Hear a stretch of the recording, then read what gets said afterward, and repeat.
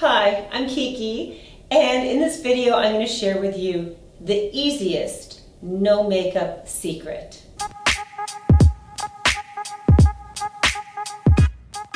The easiest no makeup secret is stop wearing makeup. Does that make sense? Oh my god, did I just say I think I just said it twice. Don't get me wrong, I'm glad this is a thing. I love that this is a thing, this no makeup thing. So what should we do? Have great skin. Look after your skin. Have healthy, beautiful skin.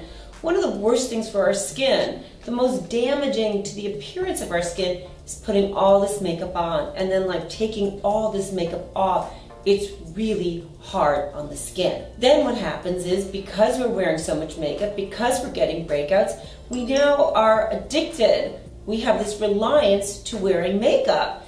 And then it's very hard to quit the cycle. It's like a bad drug or a bad boyfriend or girlfriend or job. It's bad. Take care of your skin so that it's healthy, bright, and beautiful. Be organic with your skin and heal it and shine through. The trouble with wearing makeup is that we're hiding something behind that makeup. And when we hide blemishes behind makeup, we might also be hiding a deeper part of ourself.